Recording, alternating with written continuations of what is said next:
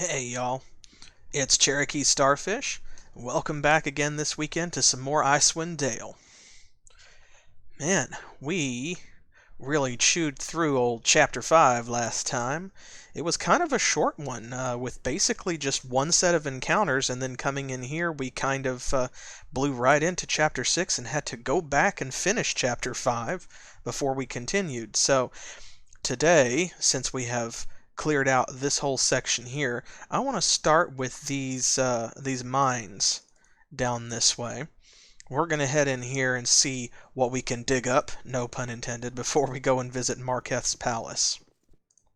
I'm on it. Ooh. Well, and right off the bat, we've got some more salamanders.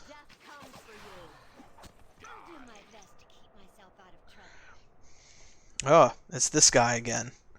So long as I cannot rest, you shall not rest. Okay. I mean, that's fine.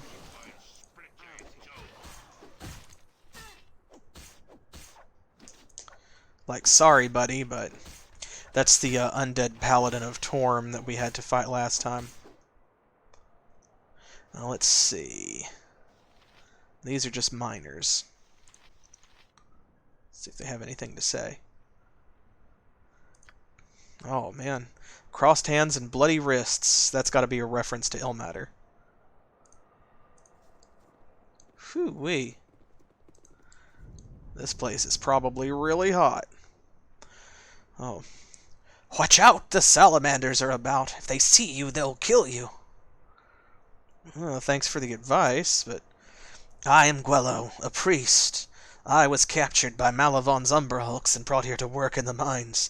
I need to return to my people or many will die. Many. Okay, well, let's get you out of here then. Shikata, the Salamander King, and his cruel kin, they watch over us constantly. Defeat them and we can escape. Well, we were going to do that anyway, so... There's Gwello. Okay. Like, rest assured.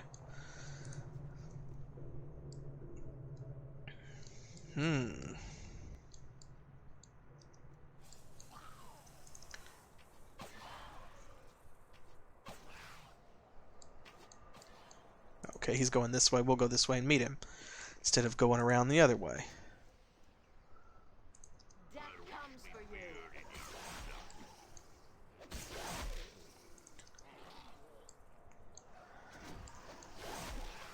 Whew. And they're hurting this Furfneblin too, so we need to take them down quick because that aura is indiscriminate. Ooh, someone leveled up though. I like the sound of that.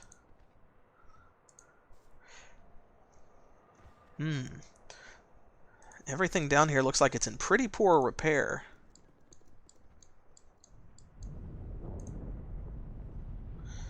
Let's see. I don't think this map is very large. Yeah, the Greater Forge. Let's head back over here and go up this way.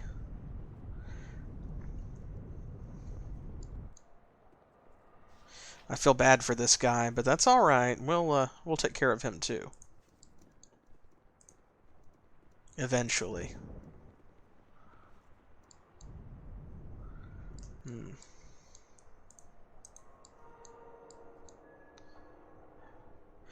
Might have gone the wrong way. There we go. Well, so if we go around here, if maybe that will. Aha! Yep. Oh, there he is. Well. How dare you trespass in the domain of Marketh? I am Shikata, most powerful king of the salamanders. You will suffer for your transgression. Yeah, well, listen, we already dealt with your, like, cooler cousin. Get it? Because he was a frost salamander. Let's see. There we go. Yes. Because who is this? This is... Yeah, I think... No? Actually, I guess that's Sam. So yes, in this case, stand aside, fiend. We will dispense justice. Oh, but I shall. When I am done killing you, your body shall be cast into the flames for our spirits to feast upon. Okay, well, we see how that goes.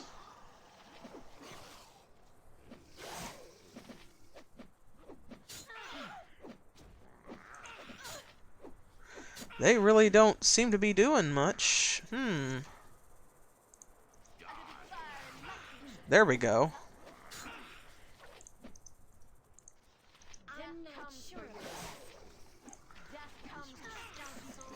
It's like he wasn't hitting him or something. Whoop, I think that one was Shikata because he dropped a magic spear. There we go. Chill out. Ooh. A fallen paladin called Mathane Blackwatch used this weapon to kill 101 knights of his former king. Mathane's family, Chamberlain, had a long tradition of producing paladins of tier. Mathane's father, Garland, slew a powerful high priest of Bane who had been posing a threat to the kingdom. The priest's evil magic brought him back from the dead. This priest, called the Chamberlain Haunt, cursed the Chamberlain family to only produce stillborn children until he had been appeased.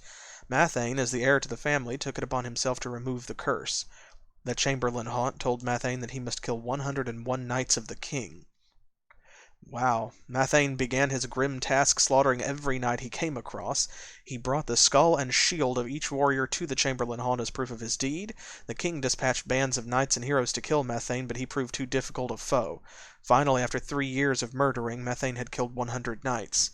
He told the Chamberlain Haunt that it was time to end the curse. Chamberlain Haunt corrected him, reminding the fallen paladin he had to kill 101 knights of the king. Overcome with misery and regret, Mathane nodded and immediately threw himself on his own spear. With Mathane and Garland dead and the letter of his requirements fulfilled, the curse was ended and the Chamberlain Haunt was called to Acheron by Bane, screaming all the way. Wow. So I guess that was his attempt at redemption there at the end or something, maybe. I don't know if he made it. But this is a +5 spear. Is that better than this one? This is a +3 spear with 10% fire resistance and, of course, that little chance of dealing cold damage. That's probably better overall, but it's kind of like Hatheland's axe that is got a bonus against undead. As long as we're here in this fire-themed dungeon, we will keep the frost spear of Karish on. Here we go. Let's level Hatheland up. Man, he is very stealthy. Awesome, awesome. Ooh, and a weapon proficiency for Sam, as well as priest spells. Nice.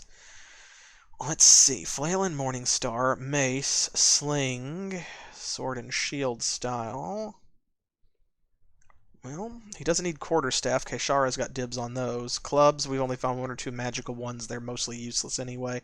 I think that Warhammer is about the only thing left that's a reasonable choice, don't y'all? If we find a good one, then he'll be able to wield that for us. If we find something that's better than that Morningstar flail that he's got right now. That is the other big cleric weapon, you know. Let's see. Another level 1 spell. Well, we can always use more healing. We've got a silence. We have resist fire and cold, slow poison. Draw upon holy might. That might actually be worthwhile now that he's a high enough level to justify it. Strength of 1.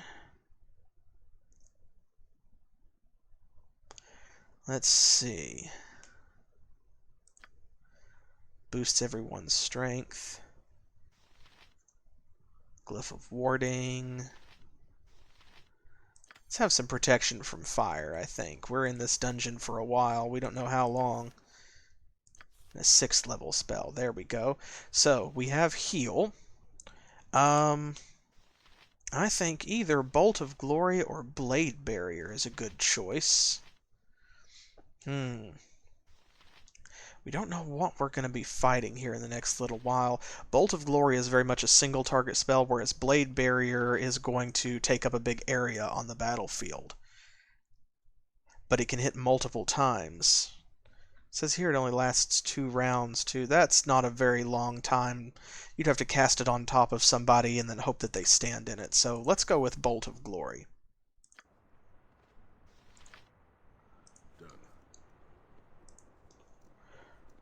Okay.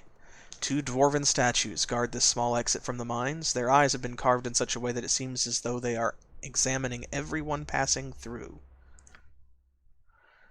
To Marketh's palace, to the Greater Forge. Well, in that case,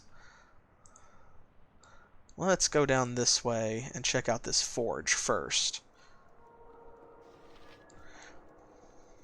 Oh, actually, before we do... Hey, I know what we can spend a spell on. Is that a Cure Light Wounds? There we go. This unconscious deep gnome. See if we can help this guy out.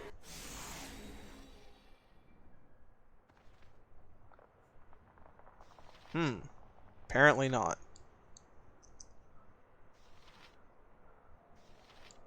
Alright, well let's see if we can find Guello. They weren't up there. They went this way, so I'm guessing into the palace, maybe? Oh, nope. There we go.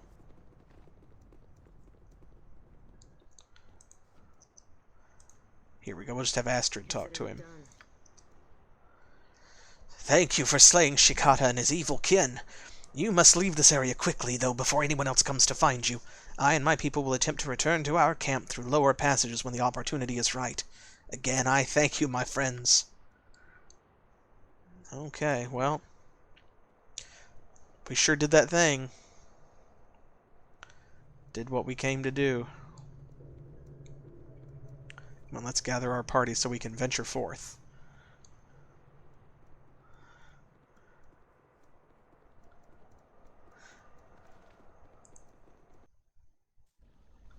Ooh. Ooh. Ooh. A biggin. Stop right there. What business do you have here?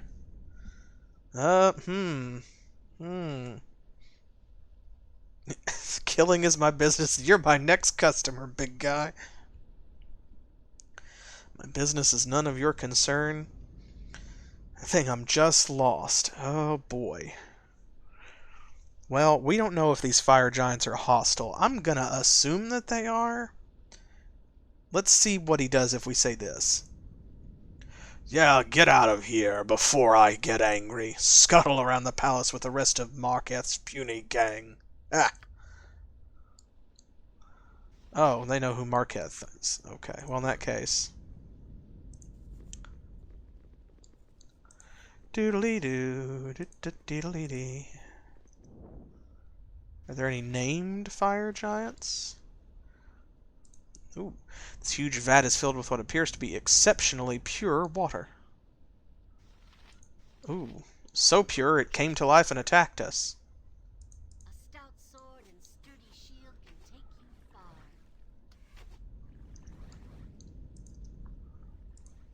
This banner appears to have been deliberately burned.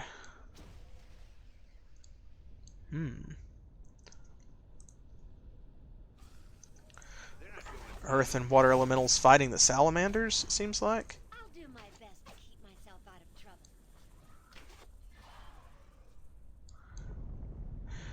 trouble. Ooh, a fire elemental.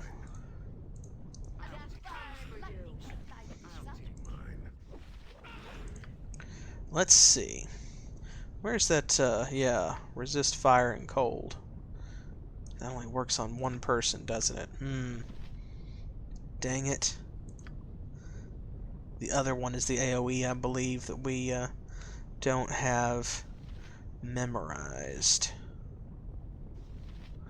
Well, that's all right. A stout sword and sturdy shield can take you far. Death comes for you.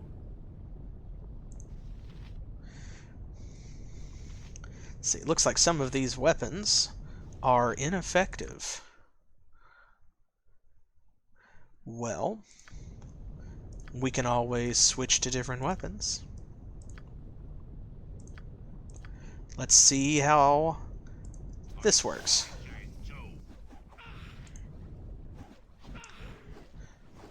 Pretty effectively.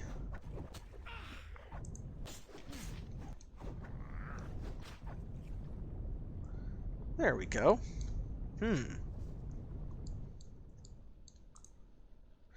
This huge vat is filled with molten rock. Yeah, it is.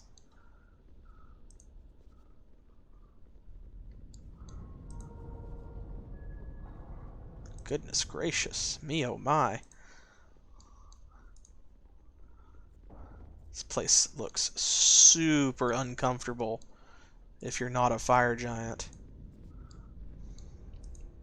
Or salamander or what have you, which I imagine is part of the point.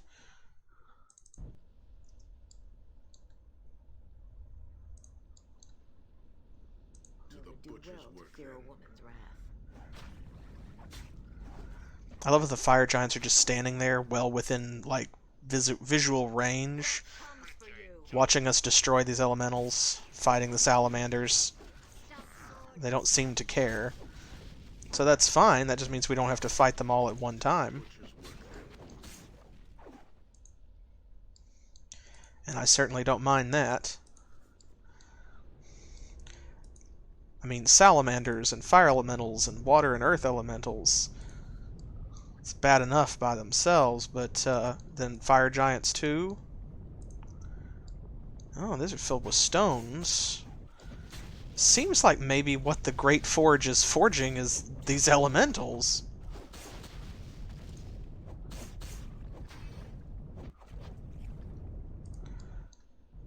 Interesting. Oh.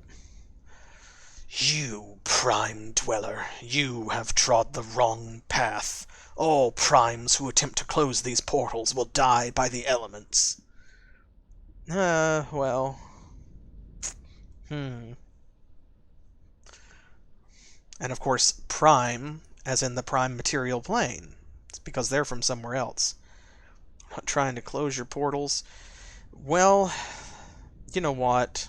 Screw these guys. This one's mine.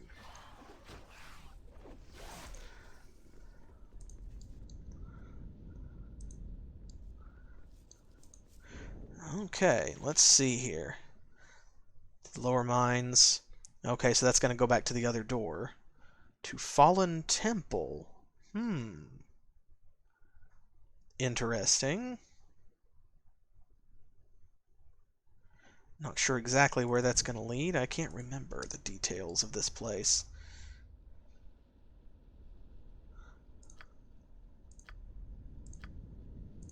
Go ahead and switch our back row back to their ranged weapons. Agreed. Let's work our way back out of here. Maybe go visit Marketh's palace. That Fallen Temple, they'll send us there if we need to be there. But I think that might be where we go and confront some important people and, like, further the end of the chapter. So we want to save that.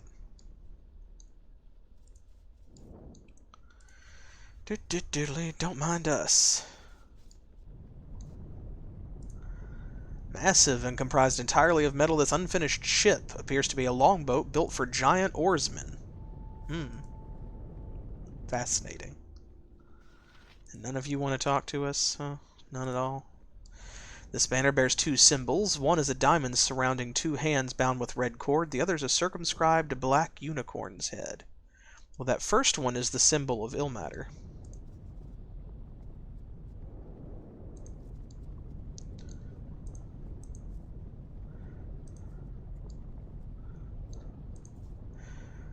Maiden Ilmadia, what the...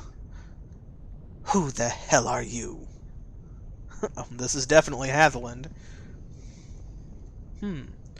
Hatheland, may I have the honor of your name?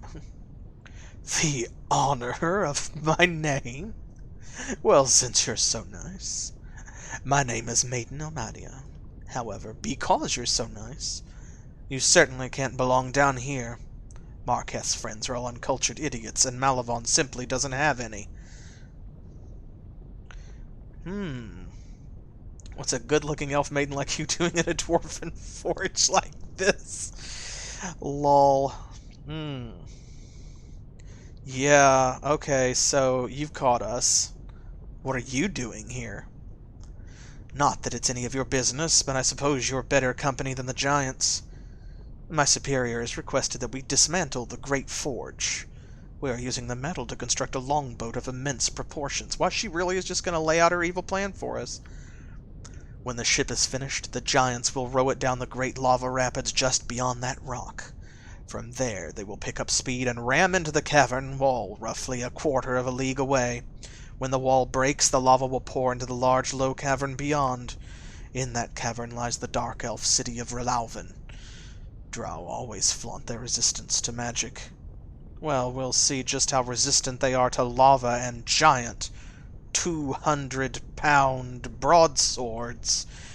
Hatheland wants to make sure our rearguard isn't crushed by those black-skinned schemers. Ooh.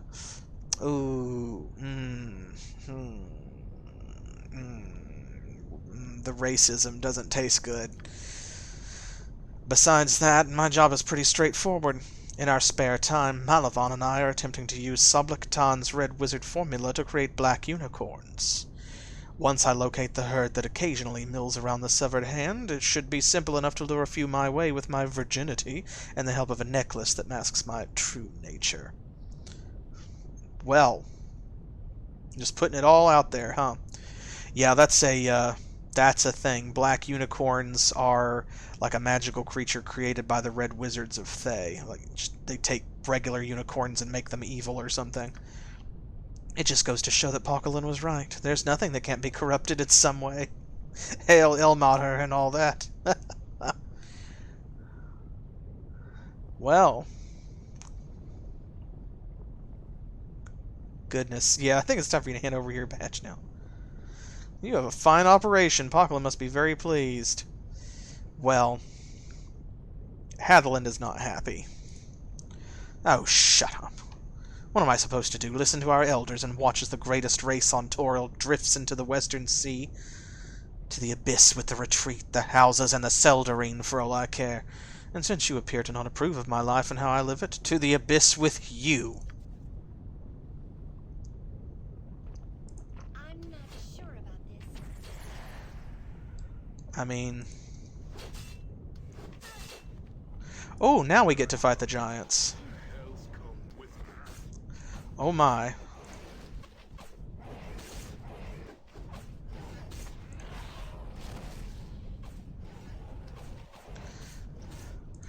Oh goodness. Let's have Astrid take this one. Whew! Wee! There we go.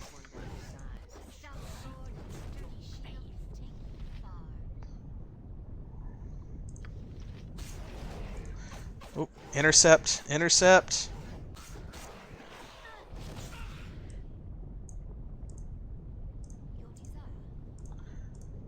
There we go, you help her.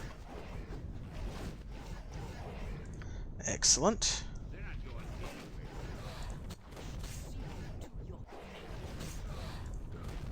Okay, well.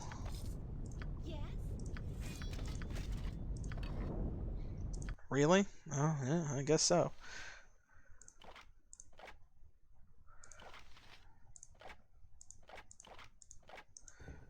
Arrow of piercing +3. This is what? Alamion +3. This longsword is part of a matched pair of weapons, the other being the short sword Malamion. Alamion's blade is slightly thinner than a typical longsword blade and features a thin fuller down the center. Acid-etched snowflake patterns are scattered along the length of the blade, most of them concentrated towards the hilt. The hilt of the sword is made of bronze sandwiched between two off-white pieces of ivory, carved to show clouds unleashing winds and snow. The grip is covered with mother-of-pearl lashed securely in place with bronze wire. The pommel of the weapon is a solid bronze globe with a snowflake lozenge of Auril etched into the bottom. The full history of this blade and its brother have been well documented. Ooh, have they? Roughly 200 years ago, a wizard from Shanath named Oberyn the Left-Handed was hired to make a pair of swords for the glory of Auril. Oberyn reluctantly did so, producing Alamion, Frost Daddy, and Malamion, Frost Baby, over a 5-year period. Frost Daddy? After a dispute about Oberyn's fee, priests of Auril tried to take the sword from him by force. The exact outcome of the battle is unclear, but Oberyn's swords did not end up in the hands of Auril's faithful. 30 years later, a warrior named Berdino in Procampur bragged that he had a blade that could kill demons in a single strike. Berdino was found dead on the shore 10 days later, the victim of many poisoned crossbow bolts. The new owner of Alamion was a vain, egotistical thief called Pellas the Fair. Pellas had acquired Malamion quite by accident 14 years earlier and strongly desired its brother when he learned of its existence. Pellas held onto the swords until he died at the hands of a paladin named Garajon Reynold of Torm. Garajon found the blades invaluable in his battles against the fiery denizens of the Outer Plains, and the two swords were passed on for generations from paladin to paladin. Helaban of Ithmong, a paladin of Tyr, was the last warrior known to have used the swords. His battles against slavers and pirates on the Sword Coast are believed to have brought him an untimely end. My goodness gracious. Fire resistance 10%, cold resistance minus 5%, and plus 5 versus salamanders, plus 3 the rest of the time. Well, it's not a bad weapon. Let's see. The Argent Shield plus 2. This silver shield once resided in the hand of the Seldarine, where it was used to protect its bearer from harmful magic and attacks. Because of its racial attunement, the marauding orcs and goblins left it in the tower. Maid Nilmadia grabbed it from the ruins. So it's an elf-only shield. Yeah, see, not usable by human, halfling, half-orc, gnome, dwarf. Well, that's a shame, because we have 2 shield users and neither of them can use it. She can't use it because she's a wizard. Black Swan armor plus 2 was made by the dwarven smith Carador and an elven enchanter known as Elamith of 5 Trees. During the time of cooperation between the Hand of the Seldarine and Dorn's Deep, many wondrous items were produced. This suit of armor was one of them. Exceptionally light and beautiful, the armor was originally worn by a female elven marshal in the Severed Hand, which is why the orcs didn't take it when they sacked the towers. The armor was later stolen from the Hand by Maid Nilmadia. Wow. Resist everything 10%, charisma plus 1. Oh, and it's actually usable by humans, so nice. But it's not usable by bards, though. It looks like, yeah, druid, mage, thief, yeah, fighter only, maybe? Or cleric can use it, I bet. Aha. This is just chainmail plus 1, so let's see, armor class 4. And this is armor class 1. Well, that seems like an upgrade to me. Nice. Nice, nice, nice. And that just leaves this and this. We'll throw this in the potion bag. And let's see, who has the other badge? I think it's Hatheland? No? Who has it? Oh, it's Keishara. Well, she can have this one too. Yep, Maid Nilmadia's sigil, the unicorn head. There we go. Here. Well, we'll just give that a save, since that is quite the upgrade for Sam there. Oh, well, speaking of upgrades, haha.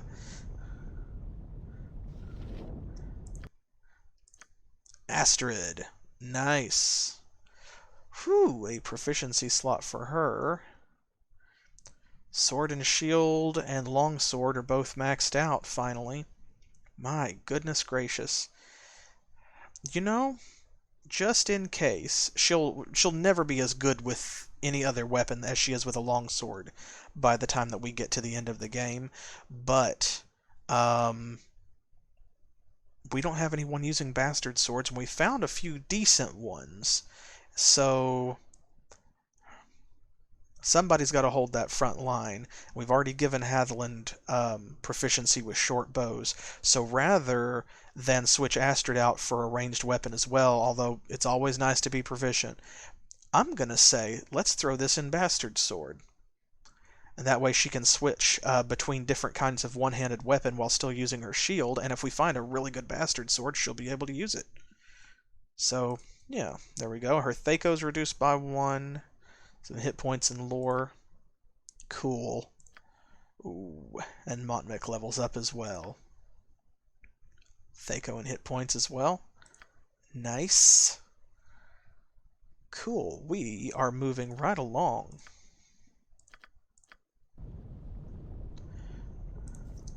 Let's head back over here and make sure we got all the giants. I think when they went hostile that all of them kind of gathered around us.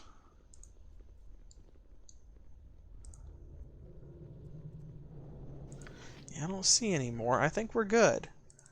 Okay, so let's head back through here.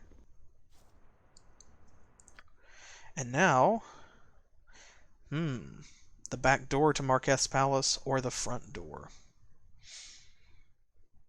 Which way shall we go in? Because, of course, if we go back this way, we can go in through the front, and we might be able to fool the guards into believing that we are, like with the bad guys temporarily, kind of like we did in the Frozen Museum. If we go in the back door and sneak through here that the salamander was guarding, there's no telling what might happen. If anybody spots us, they'll probably know that we're not supposed to be there.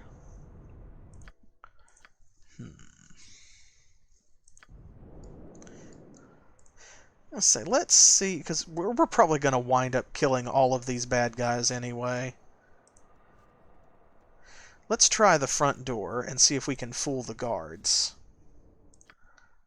Unless there is a strong objection. Agreed. We'll head up this way. And we'll see if Sana can talk her way through. Because after all, she's got the highest charisma. But she also has a pretty good intelligence. We gave her that for a reason.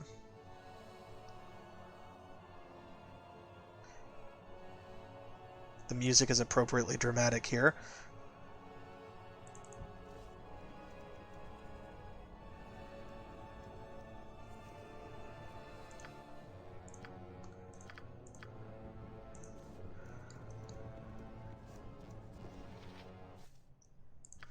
Alright, let's put Sana out in front. Done. We'll see about that.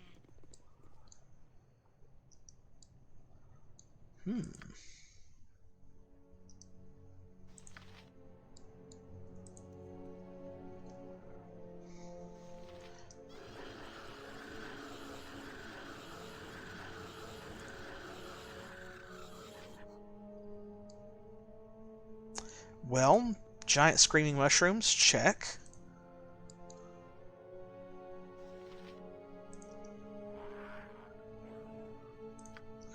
Agreed.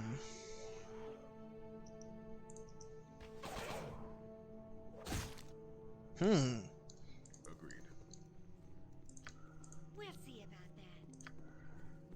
I'm on it.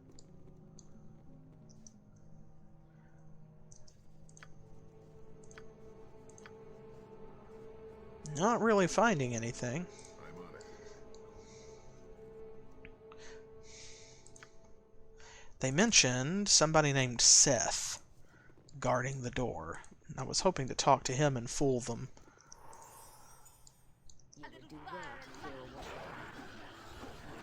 He might be past this section.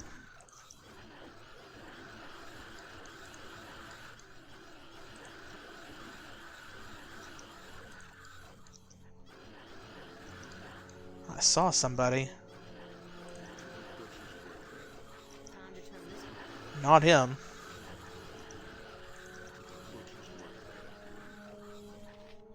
Callard and Callard's son. Wow, that sound effect is really annoying. A stout sword and a sturdy shield can take you far. Orders? Done. I shall see you to your fate. Well, we'll just kill these mushrooms. Sorry about the screaming. I hope that doesn't disturb anybody too much. We'll get rid of that as quickly as we can. Ooh. I have to get rid of these myconids first. But then this should be the last shrieking mushroom right over here.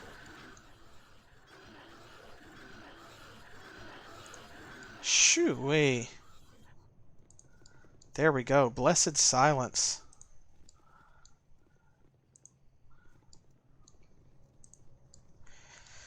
Phew. And that is all shriekers do. They're relatively harmless. They just scream. Dark elves and some other subterranean races. They plant them in order to use them as security, basically. And this is, okay, yeah, this is going to bring us right over here. I'm on it. So, no harm done that we went in the other way. Strange sculptures appear to be petrified baby myconids. Ooh, rough. Rough. Okay, well, let's have Sana come up here and talk to Collard.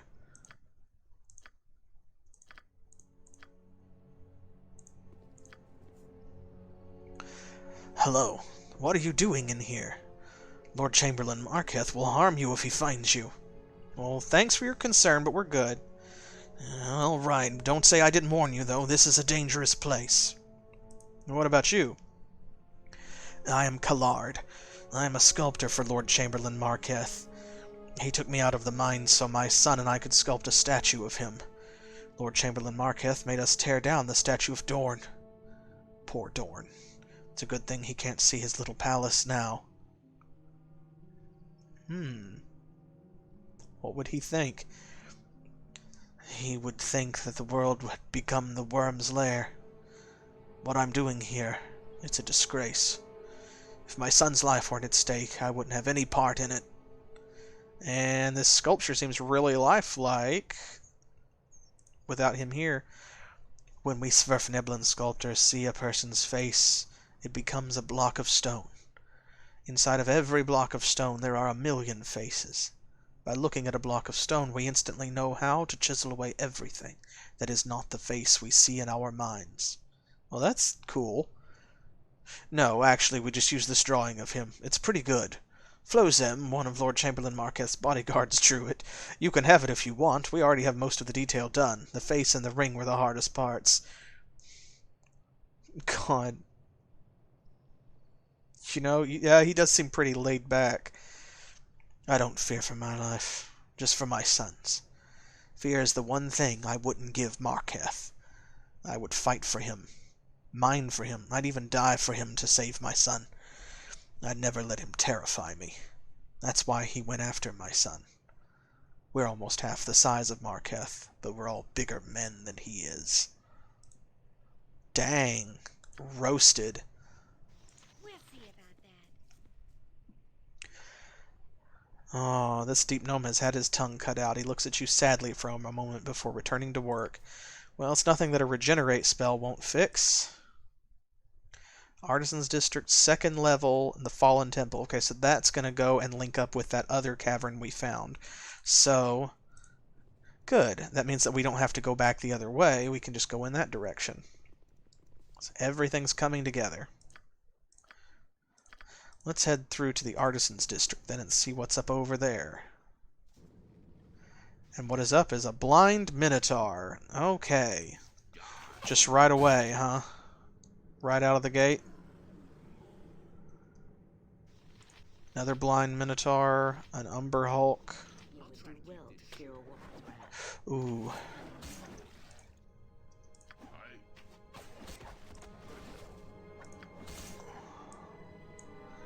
Well, we'll have Motmic search for traps because we heard a click there.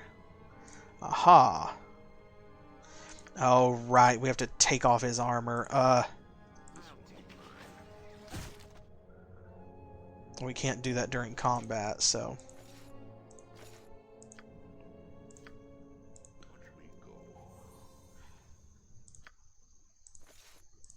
There we go. Agreed.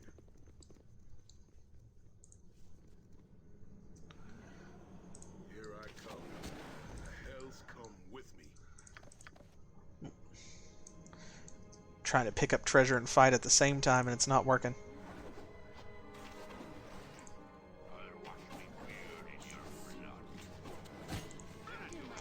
Whoo-wee.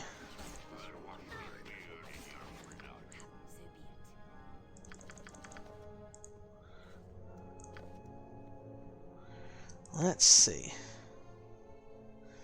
Umber Hulk Hide. Somebody else has got some of that. Several people have got some of that. We'll just have Sam pick it up. Done.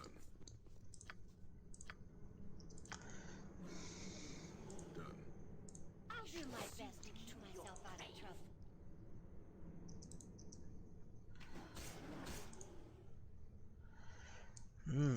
Blind Minotaurs. And they fight awfully much like Blind Minotaurs. Also, Blind Minotaur sounds like the name of a metal band. Like a good one.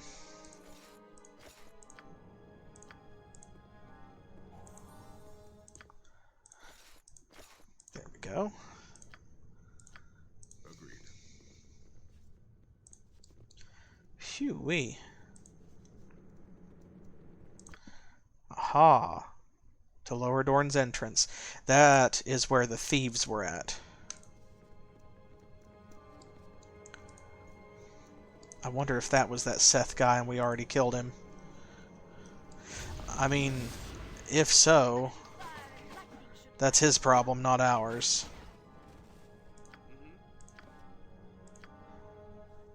I'm on it.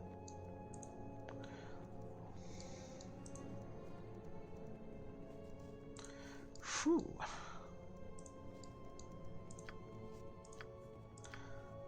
Keep an eye out, Motmic.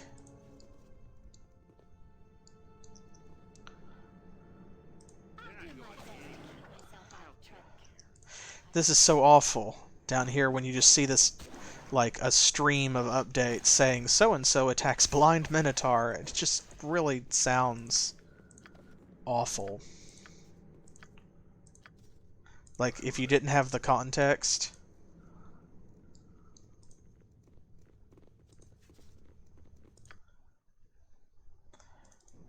Alright, finished with that end. Let's head up this way.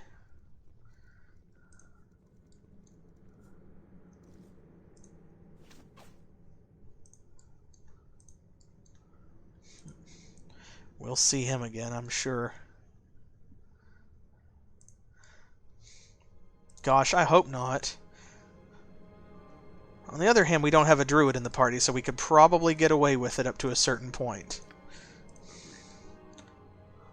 To the butcher's with him. This was mine. But that's kind of what it feels like, you know, Blind Minotaur, like, my goodness. First of all, what did you do to get into a situation where you are actually fighting Blind Minotaurs? Second of all, oh my goodness.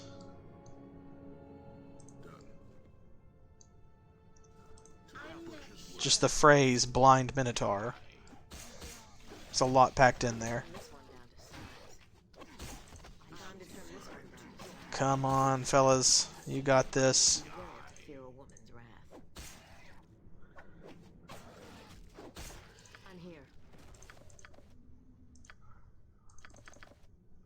Phew.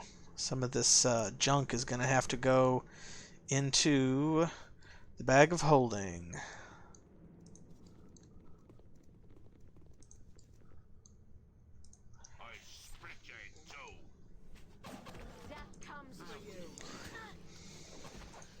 Yeah, just because Unfortunately, that's a real flaw, like these Umber Hulk hides and I await your instructions. the wolf pelts, things like that. They don't stack, and that's a real shame. But that's okay. I mean, that's what the bag of holding is for, so I'm not going to complain about it. You know, actually, come to think of it, out of all of the Dungeons and Dragons I've played, I actually don't know that I have either. I don't remember it.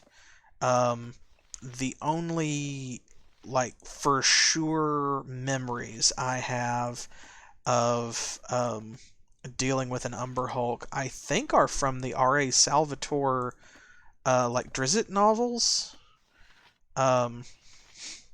When he met the Pelk, who was, I can't remember the character's name, but he'd been polymorphed into an Umber Hulk and was slowly losing his mind. And I think that probably, because the book came before the game, was maybe the inspiration for Soblik Tan, or whatever his name is, the red wizard that you meet here in this game. Because he's got the exact same problem. Someone has polymorphed him into an Umber Hulk. And of course the change of shape is supposed to be like absolute. To quote David Eddings, the longer you stay in a form, the more like that form you become, until it just becomes your normal shape. I'm ready. We'll see about She's so enthusiastic. I'm ready. But yeah, I don't think that I've ever actually, like, fought one, for example.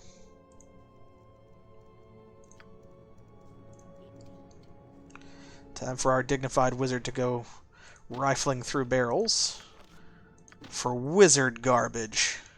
Agreed.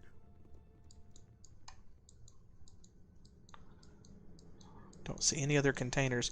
We haven't run into a lot of containers recently. Well, it's all of that level, except this is Malavon's Dome. Yeah, I figured with all of the Minotaurs and the glyphs of warding on the floor and the Umber Hulks, this is probably where he was going to be at. So we should deal with him before we go worry about Marketh. This one, the other's a circumscribed eye. So each of these banners, we're going to see the symbol of Ilmater being misused, and then below it the symbol of whichever lieutenant controls this particular area. Let's see. Minor spell turning. What did she pick up? Mordenkainen's sword. Oh, nice. That's a good spell. Power word stun. Also a good spell. Monster summoning 5. We'll give that to Sana. That's a 7th level spell. I don't know that she'll get there before we get to the end of the game. We'll see. Spell turning, and that is power word silence. How about we give that to Sana as well? That's level 6. She'll actually get those spell slots, I think. Nice. So we've got 2 good, solid 7th level spells for when she gets slots here in a little while. She's still waiting on 6th level slots, but she already has 5th level, so she's getting there. We will get there. Alright, let's go confront this Malavon D-bag.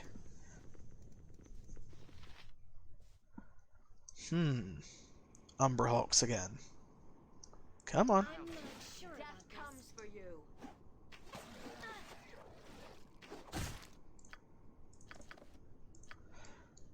Whew. Strange mushrooms are much larger than normal and are slick with moisture. Since he had glyphs of warding outside, I feel like this is going to be a place where we really need to be careful about checking for traps.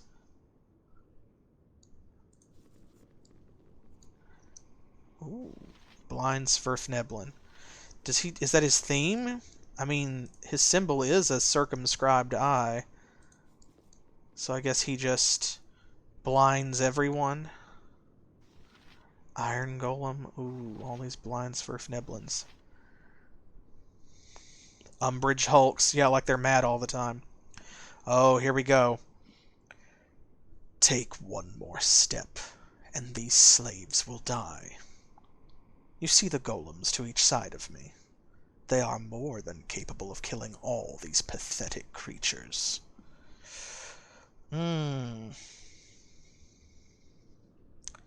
Well,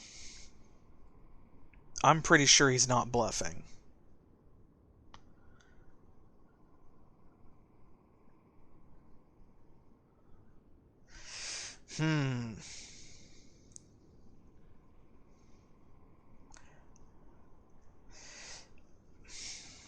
Trying to figure out what Hatheland would say here, because he's in front. Should we challenge the guy, or should we try and back off a little bit, see what he says, if we try to save the slaves? Because we definitely want to save the slaves as we can. I'm just not sure how many good options there's going to be.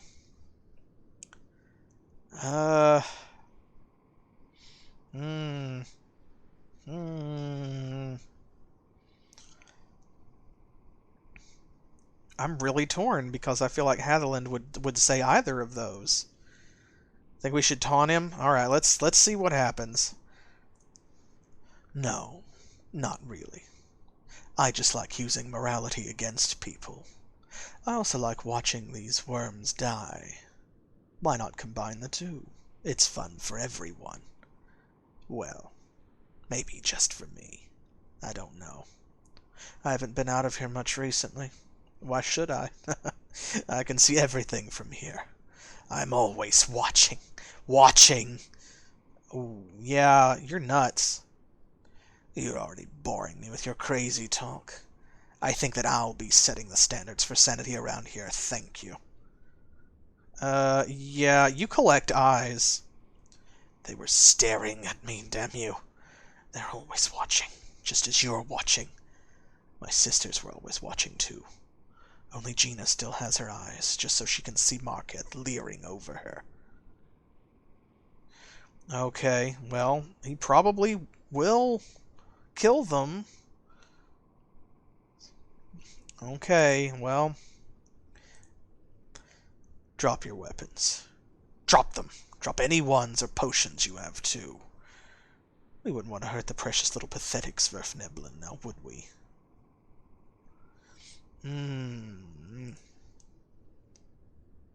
Okay, that just loops back around. If we call his bluff, I'm pretty sure that it kills the Sverfneblin. Yeah. Collecting various eyeballs. Yeah, like stamp collecting for evil. I can see that.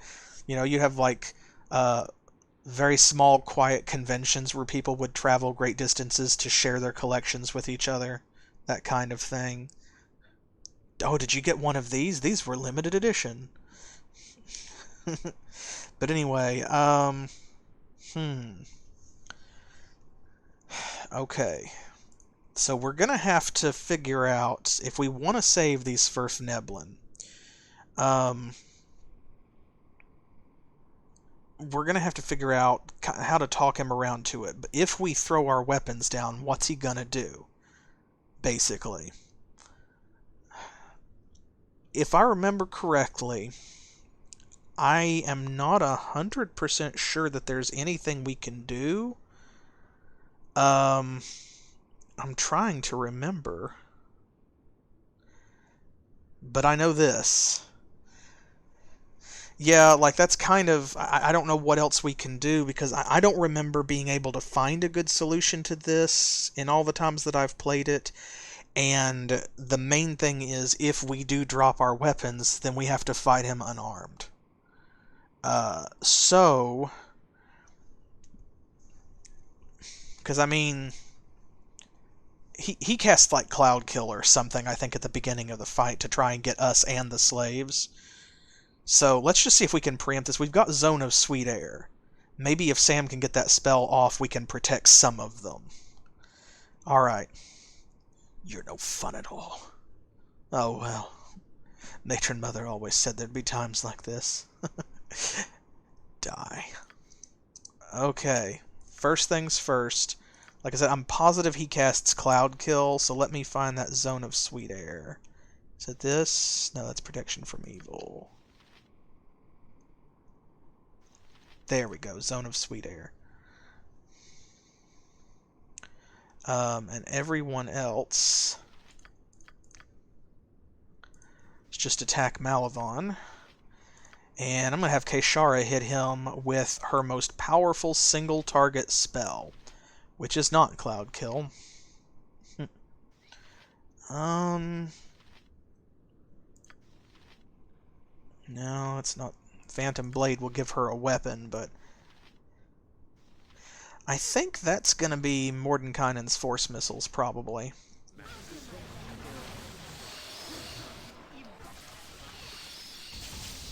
Oh, yep, see? There they go.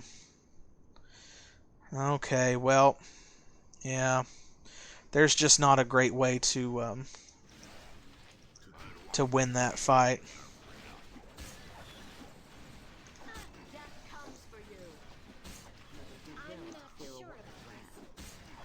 Let's get these iron golems.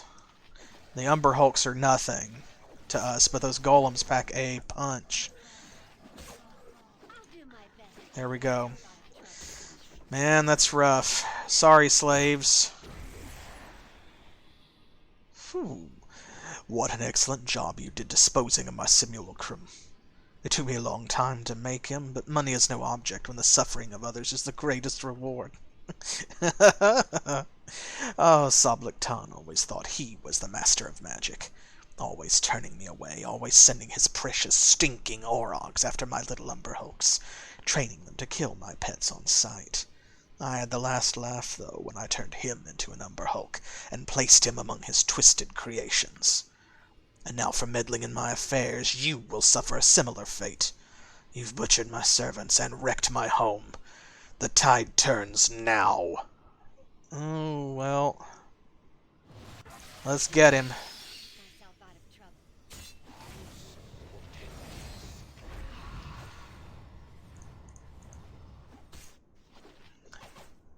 Summon Invisible Stalker. Well, we got him. I think he tried to teleport away, but... let's see, does he still have Zone of Sweet Air on? No, it doesn't look like it. Dang. Well, we'll wait until this Cloud Kill wears off, and in the meantime... Sonic can identify this stuff.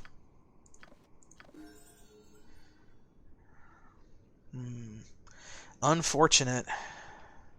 But there's not really much we can do. That's kind of scripted, I think. And, I mean, even though we killed him pretty quickly, I just don't know if there is a way to actually legit save the slaves.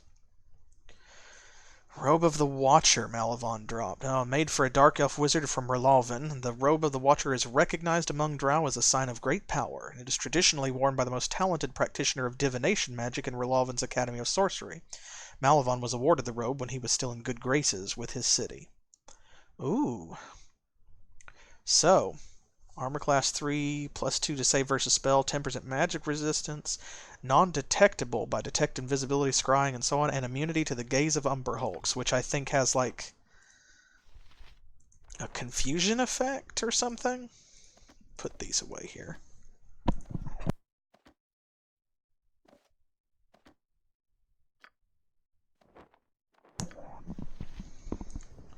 Malavon's Rage. Oh yeah, like a unique spell. Yeah, I think it's confusion.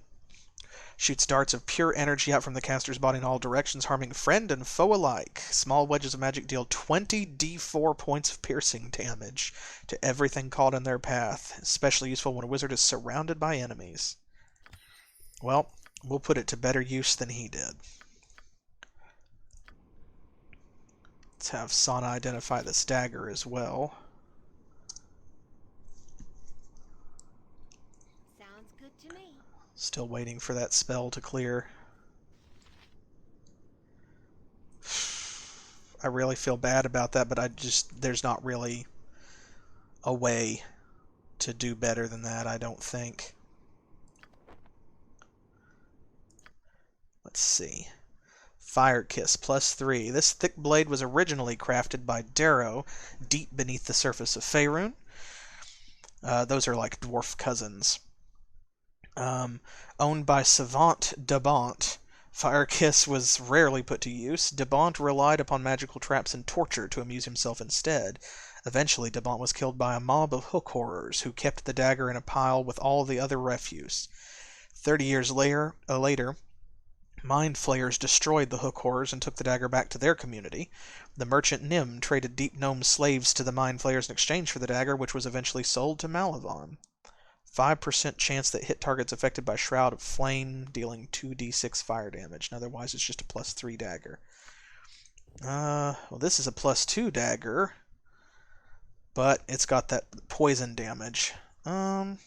Still, overall, probably an upgrade. We can hang on to the other one, but there we go. Oh, looks like we need to reload bolts.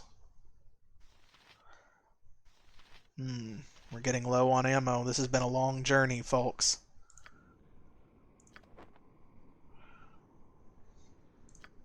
Let's see if Keishara can go over here and pick up these Umber Hulk hides. There we are. Go ahead and tuck those away in the bag of holding. And what's this robe? Robe of the Evil Archmagi. Yep, okay. But nobody can wear that, thankfully. Let's go ahead. Hatheland leveled up. Longsword, axe, short bow is level 2, 2-weapon style. Since he can only get 2 ranks, we're going to have to pick something else for him as well. Goodness gracious. Kind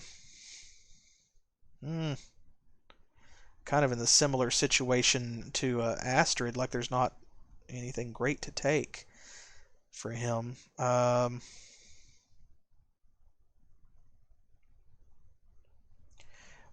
nobody's got ranks in 2-handed swords, but he's our dual wielder. Let's see. How about somebody already has scimitar. Is that Motmic? I think so. Alright, well, we'll give him katanas. Those are 1-handed swords, so he can still dual wield if we find one. Sure, why not? Sam. Saving throws. 2, 3, and 4. Excellent. Sana leveled up. Nice. She did get some mage spell slots. And Keishara leveling up. Awesome. Okay, well, let's start with her.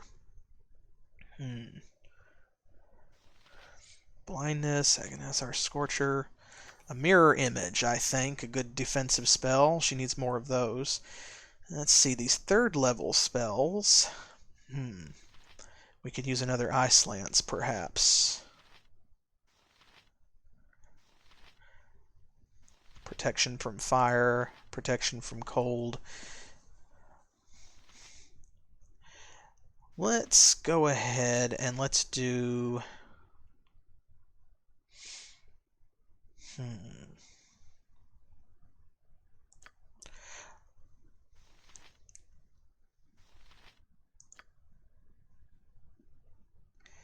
That crushing is really nice. 5d4 plus 30.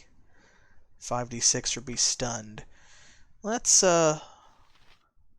grab another Lance of Disruption. That's more neutral. It'll work against more creatures. And then 6th level, of course, all she knows is anti-magic shell, so that'll have to be what it is. Same for her, another monster summoning, because that's what she's got. And for Sam, let's see, some more healing.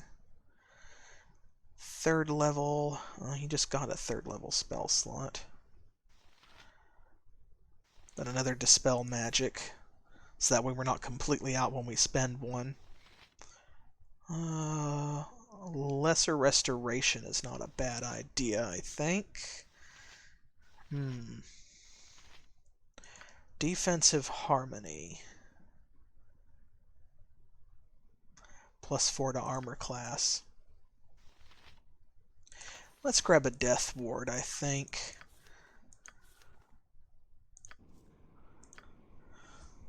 I'm on it.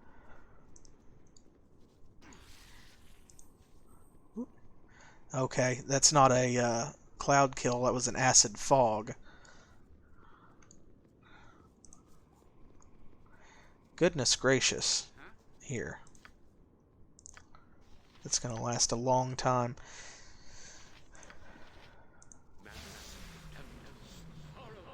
Oh, wait, no, no. There. Don't cast that. Don't waste it. Ah, crud. Of course, as we start to cast. That's hilarious. Ooh, and a ring. Let's see. Ring of Reckless Action. AC -2, but 1 extra attack per round. Interesting. That's kind of a neat item, actually. See, I don't mind items that have drawbacks. There's just a difference between that and a cursed item, like a true cursed item offering no benefits whatsoever. But if it has a penalty or drawback or something in exchange for something good, that's different. That's kind of cool. It's flavorful. Oh my. Okay. Magic shielding, magic protection. We don't know what that one is. Let's see.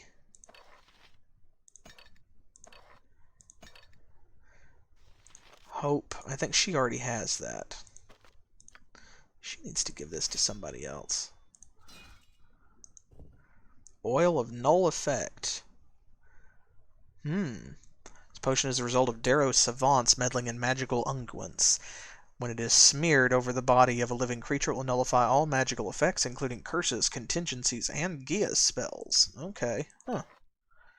Dispel magic on the drinker. That's actually pretty nice. Let's see. Emotion Hope. Keiko Fiend. Monster Summoning 7.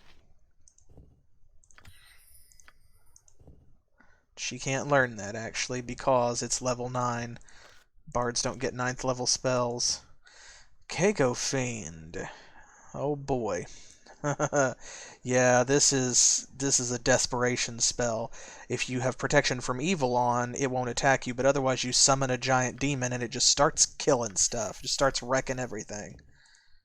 Thankfully, we have protection from evil 10-foot radius. So, let's see.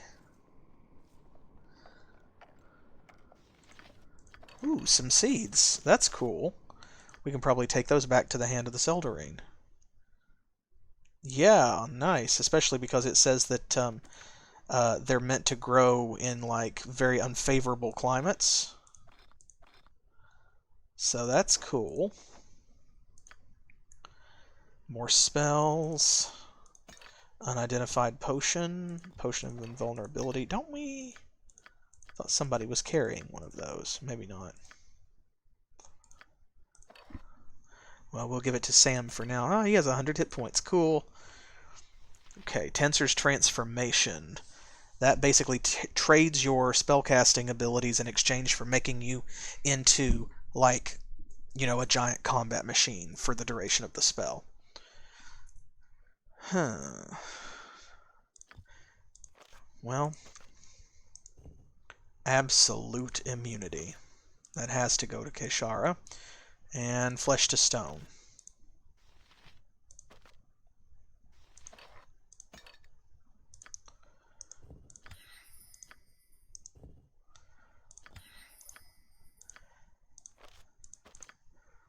Oh, maybe she can petrify some people. I'm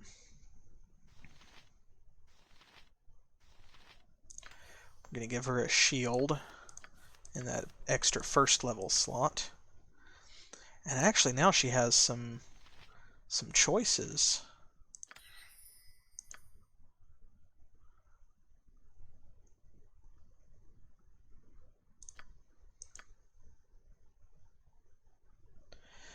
Well, let's see. Let's start with Petrify. It's not really her style to turn into a giant combat tank. Okay, what else have we got in here? My goodness gracious. Watch me go. Bunches of stuff. Oodles of things, in fact. Potion of Genius. Potion of Defense. Potion of Cold Resistance. That would have been useful earlier, right? Okay. Finger of Death. Alright. Mass Invisibility. Nice. Man. This guy was loaded. Power Word Kill. Incendiary Cloud. It's a good thing he didn't cast any of this stuff against us. That's all I know.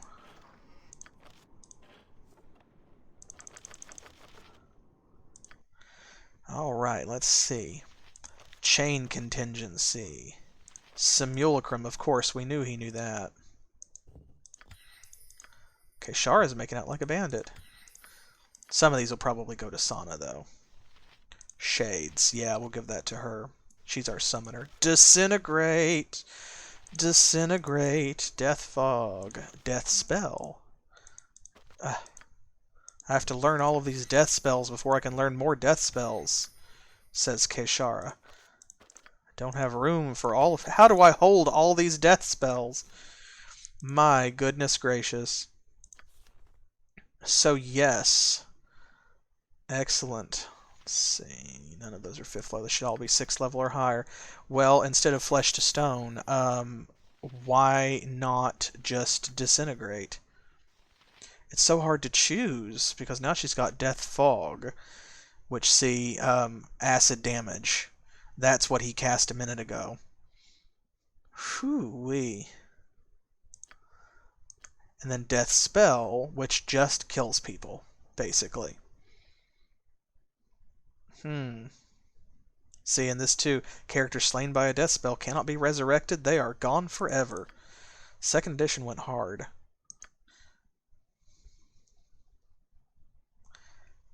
In fact, I think, yeah, Disintegrate is great. I think I'm actually going to get rid of Anti-Magic Shell because it prevents her from casting spells while she's got it on. Makes her immune to magic, but she also can't use magic. Disintegrate, though, see, they make a save versus spell, or they are just disintegrated, which is pretty good. So we'll take 1 AoE here, and then we will take 1 single target spell. She's got her spells. Excellent. I mean, maybe that's debatable, but not in the video game version.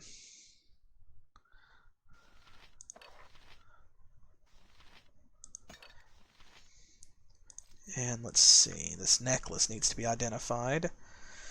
Ooh, Amulet of Dark Flesh. Wearer is paralyzed and diseased. Can only be removed with a Remove Curse spell. A horrible cursed item crafted by the Kalashite necromancer Neri Eden. The Amulet of Dark Flesh is a token of disease and slow death. Eden gave the item to his secret enemies as gifts and reclaimed it through his thief servants when the sickness had run its course. Neri is believed to still be alive somewhere in the realms despite the fact that he was a human born in 832 DR, which I don't know for certain what year Icewind Dale actually takes place. But I know canonically, like, as of the timeline of 2nd edition, that would make him about 700 years old, give or take. So, yeah. Astrid, you hang on to that. And let's go back to searching for traps. Hooey. Yeah, Wish and Miracle can do just about anything. Like, that's kind of the whole point, is they're the spells that break the rules about magic.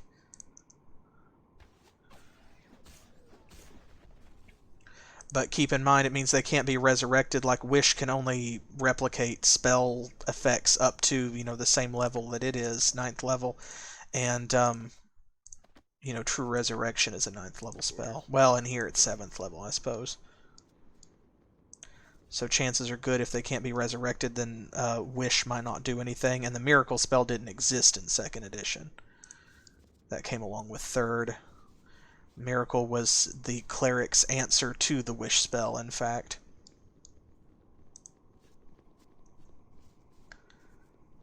Okay. Oh my goodness gracious. This is a horror show, literally. Well, we've got 3 badges now. And Malavon is gone. He killed all of those Sverfneblin, but, you know, honestly, at this point, they might almost be better off. I hate the thought of that, but it's true. Yeah, well, Wish is, you know, one of those things that everyone looks forward to and everyone is terrified of. Because it varies so much from DM to DM. Some dungeon masters are going to say, you know, sure, whatever, absolutely. They're going to be very easygoing about it. Some are going to be very hardline, and some people are going to take a malicious kind of pride in being ham-fisted with how they handle wishes. You know, some people are going to reward crafting a well-worded wish with success. Other people are going to be interested in honoring the spirit of the wish rather than the wording. It just varies from game to game, so it's kind of like a deck of many things. That's why the wish spell is like the most coveted and feared spell. Alright, so that goes to the Fallen Temple, so we're going to go up to the 2nd level here. Because this is probably where Marketh is actually at. Agreed. Yep, a circumscribed pickaxe. So that's going to be the last symbol. That is a thief. Here I come, and the hells come with me. Thief in our midst? I'm on it. Well, I myself, like for my preference, am a big fan of, I feel like stuff like resurrection spells and raise dead and so on feel more satisfying and special if they are the result of like a quest anyway. Like this idea that the gods do not lightly return the dead to life.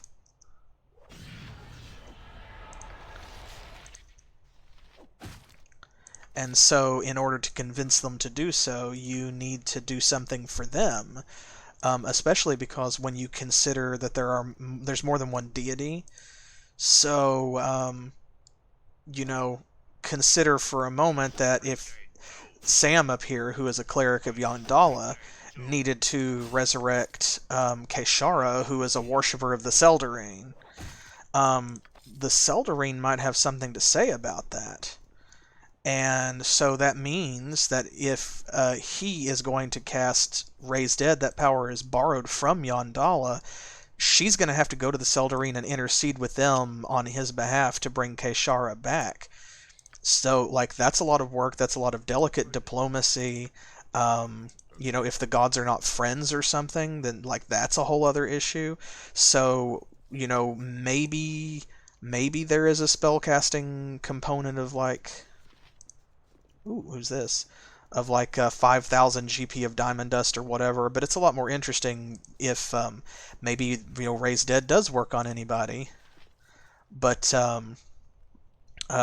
know, the gods really are going to take it out of your pocket. They're going to get their pound of flesh. So, Flozem says, "Greetings. Who are you?" "I'm Flozem. Who are you?" Okay, I'm Hatheland. Nice to meet you, Hatheland. What are you doing in here? I'm looking for Marketh. Oh, sure, he's upstairs in the bedroom to the north. Well, that was a pleasant conversation. Let's see, you're the one who drew the portrait, aren't you? Yeah, so what? Oh, I just thought it was nice, that's all. Thanks, what are you doing in here, anyway? Nothing. Then they stare awkwardly at each other for a full 10 minutes before anyone moves. Watch this.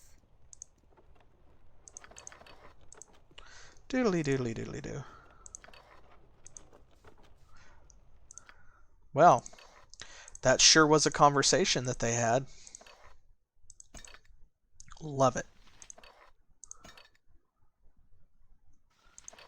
I feel kind of bad because we have a lot of really good potions and they're just all in this bag. Like, we have enough potions to poison a kingdom, basically. And we hardly use any of them. Agreed. Bedroom to the north. I wonder if he means upstairs. Or if he means right here. Let's come back and find out. Go over here first. This leads out to that balcony, I think. Jennifer. Ooh. I think that's Malavon's sister. I will do so.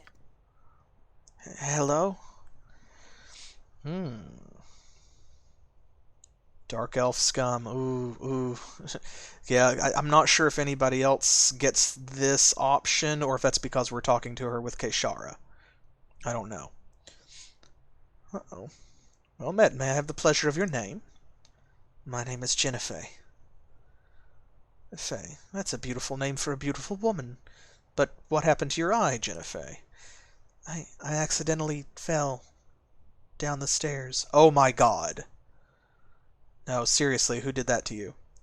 Please don't hurt him. It's not Marketh's fault. It's mine, really. I shouldn't have made him angry. Oh boy, this is super uncomfortable. We could make it even more uncomfortable, but... Oh boy. How did you make him angry? I spoke to him in Drow. It was wrong of me. How about we just take care of him for you? Oh, please don't. Whatever he's done, you must promise me you won't hurt him. Yeah, I can't promise you anything. In that case, we have nothing more to talk about. Farewell. That is super unfortunate. We'll come back and talk to her after we deal with him.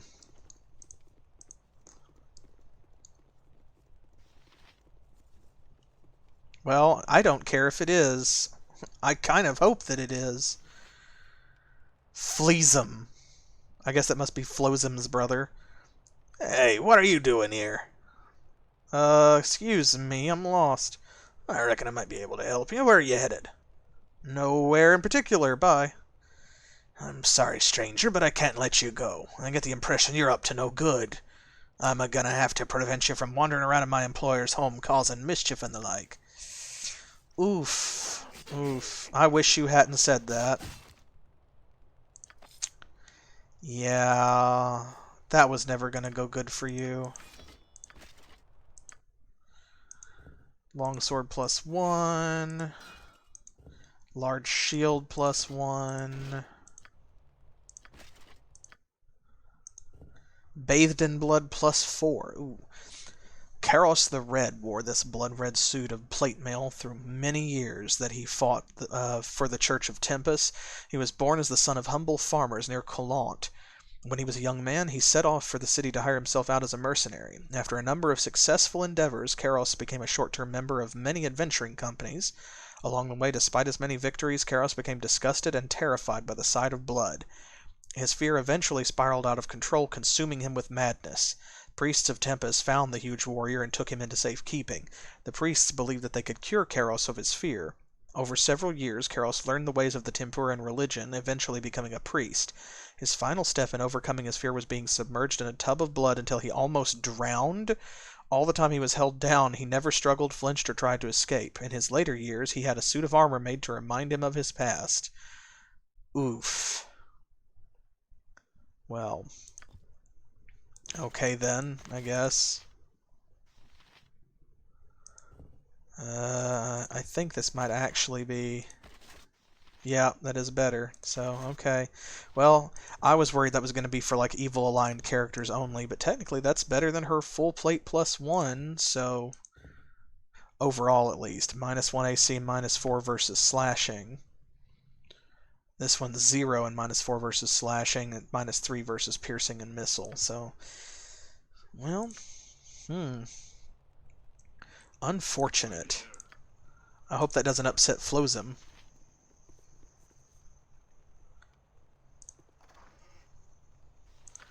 Magic Morningstar. We'll leave this other normal stuff.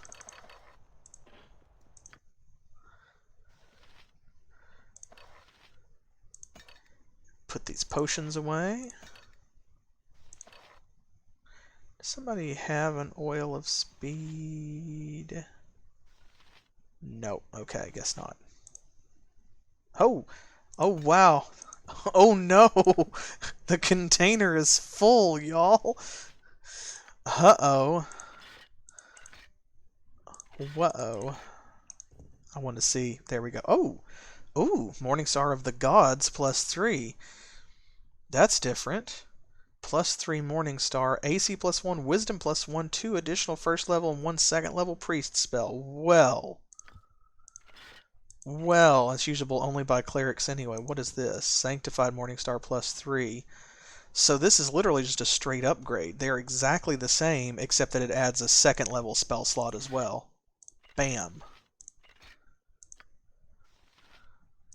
Okay, cool. Cool.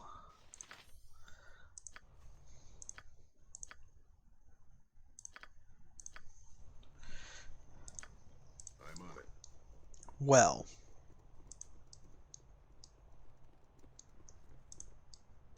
Oh, yep. You killed my brother, you'll pay for that. I'm sorry, I don't know what to tell you other than he attacked us first. Oh, I don't need that. You can have that and keep it. I guess he heard it from down the hall.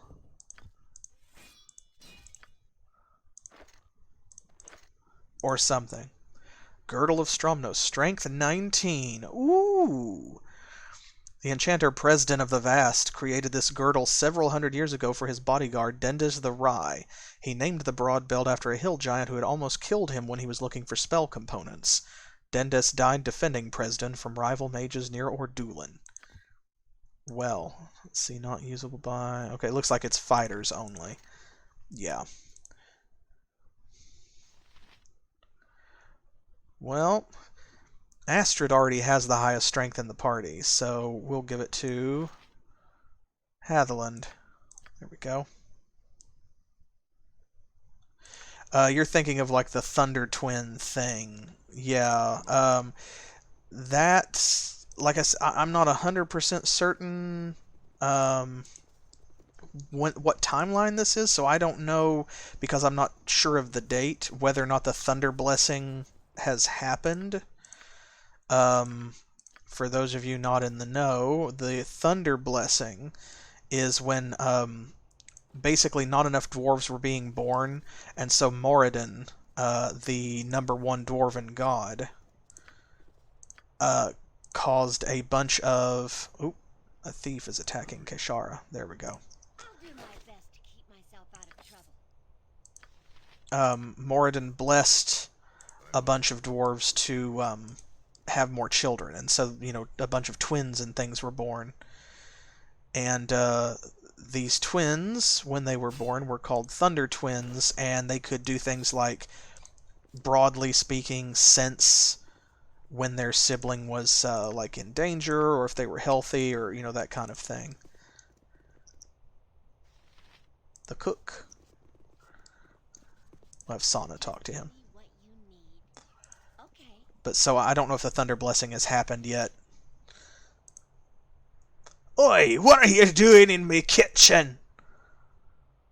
Oh, come on. Don't body shame him, for God's sake. I'm looking for Marketh. Hey now, last I knew Marketh was upstairs. I'm just his cook. I don't matter for nothing. Don't hurt me, mate, please. Okay, fine. Okay, mate. I think I'll do just that. I apologize for my abominable, like, comical, parodic accent. What is this? A sack of potatoes. I'll take that. I don't know why. Potatoes have a few eyes sprouting from them, but otherwise look edible. Okay. Oh, actually, I think that's the food that we can take back down to those gnomes in the pit. Yeah.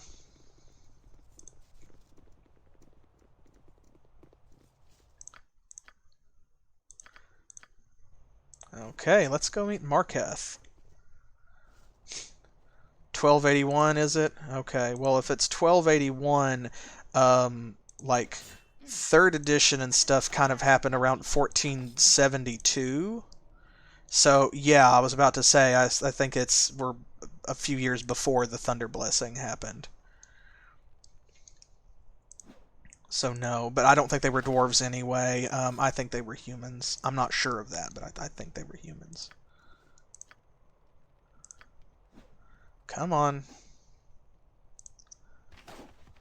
Get it out of your system. All these invisible thieves.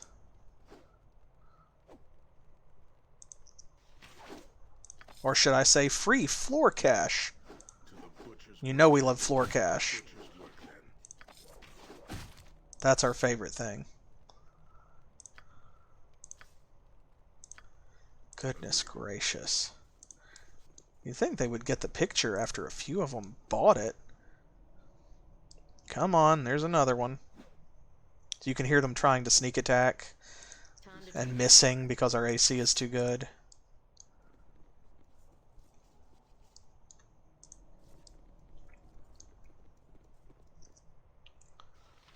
Okay, that's him. So, there we go. Well, well, what have we here? To whom do I owe the pleasure of this visit? You must be Marketh. Oh, you have? Terrific! News travels quickly, even on the outskirts of the Underdark, it seems. I'm glad to see that New Dorn's Deep is getting a reputation. Ooh, yeah, you have a reputation for beating up women. Yeah, I guess I do feel like I'm pretty big. After all, I'm a human man and Jennifer's a dark elf woman. They're not very sturdy. It's pretty easy to just throw them around if they lip off to you. Ooh, ooh, ooh. It's better than being serious about beating up men. That's practically all Jennifer did before Malavon brought her here. She was a priestess of Lolth. Abusing her inferior male servants was practically her entire job. Malavon is her brother, and if you've met him, you know how deranged he is. Now, if you'll excuse me... No, you don't get it. You don't get it, bruh. You know, you look like a reasonable person. I'm just a thief. I'm not looking for a fight. I don't suppose there's any chance you'd just take the badge and let me go, is there? Huh. Oh, maybe... I don't know. I could think about... No. Oh, very well. If you're so anxious for death, come and get it. You know what? I'm gonna let the ladies beat the crap out of you.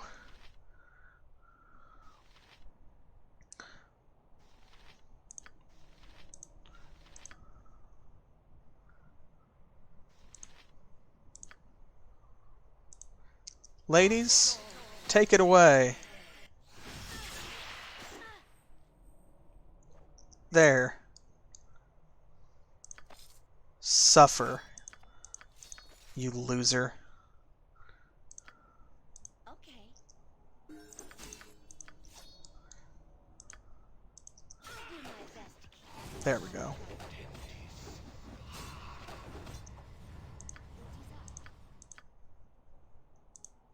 I'm not sure about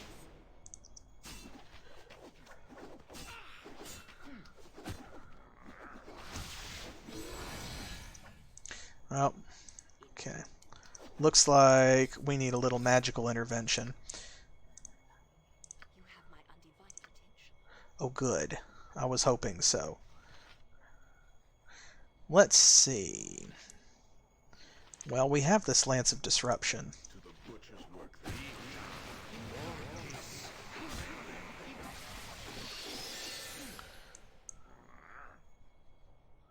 Here I come. The hell's Come on, get him. Kraken Society Mage. Death comes for you.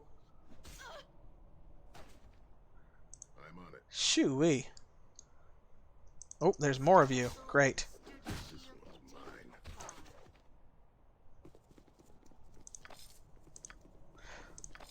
mine. Man, you even dropped some decent stuff, maybe. Ooh, ooh, ooh, ooh. Oh no, come back over here. Okay, my goodness.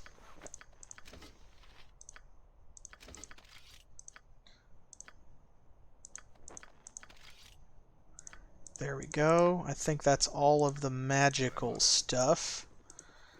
There we go. There. A little justice. Astrid leveled up from that, too. Man, her saving throws are really good. Thaco is down. Awesome. Let's see. I was hoping she could identify some of that, but Wakizashi +1.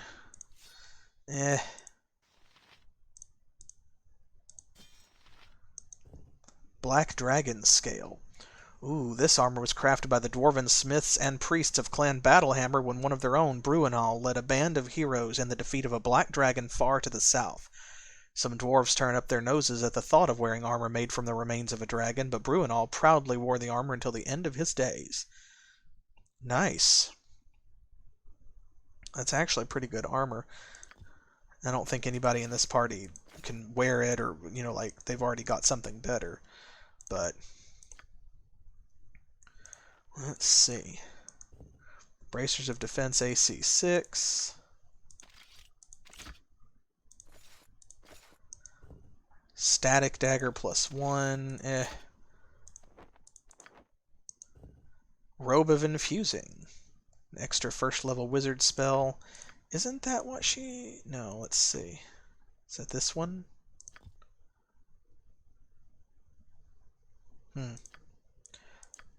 Well, if I can't even remember.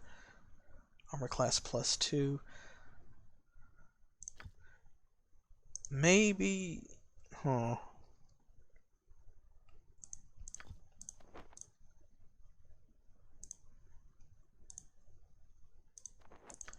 was thinking she already had one of those. Gauntlets of Elven Might. Oh, these slender steel gauntlets were crafted by the elven smith Idrial Ashleaf and enchanted by his brother Belden. The pair gave the gauntlets to their cousin Galain when he alone returned from a failed quest to destroy a venerable green dragon in the forests of what are now known as Amn. The three elves made a pact to avenge their kin in 10 years' time.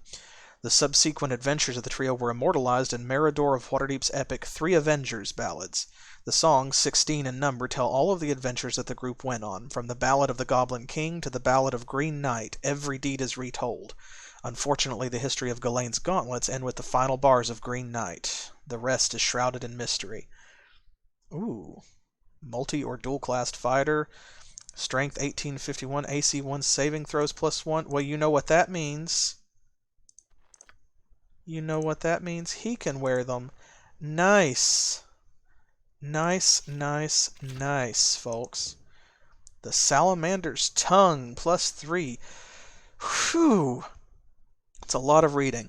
A wicked-looking dagger with a dark history, the Salamander's Tongue is prized both for its use as a weapon and its hidden magical powers. The blade appears to be an exotic-looking dagger with a crease-like wavy blade ending in 2 small points. A small portion of a slimy, bright red, living salamander's tongue is somehow embedded in the heart of the blade near the grip. It pulses and writhes randomly without intervention from the owner. The exact origins of the blade are unknown, but it is believed that the first owner of the weapon was a respected and feared gnomish thief and assassin from Westgate named Turlum Shallowhill. Turlum was killed in a fight with a rival, a halfling called Deader Sevenfingers. Deader kept the weapon as a trophy, not knowing its powers until after it was stolen by an underling, a fellow halfling named Creshinal Blackhound.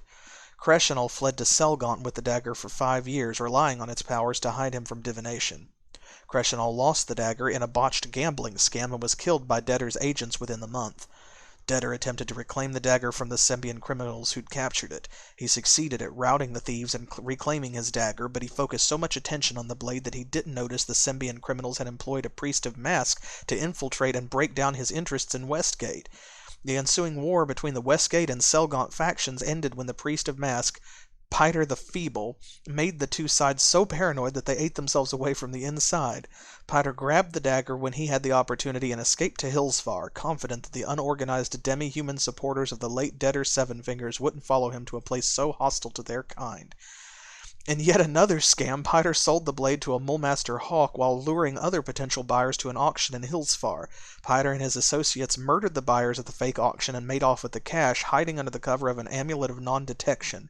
The Mulmaster Hawk who purchased the blade was supposedly killed by priestesses of Umberley who were angry at the assassin's refusal to pay tribute to the Bitch Queen.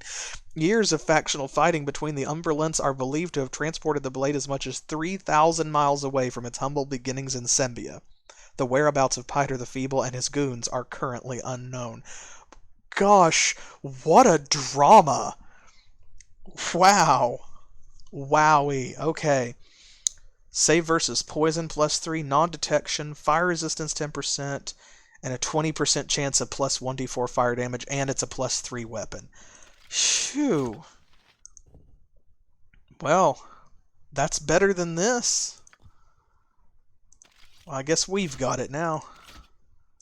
Nice. Small shield +1. He can identify that himself. Do we pick up anything else? Yes. Here we go.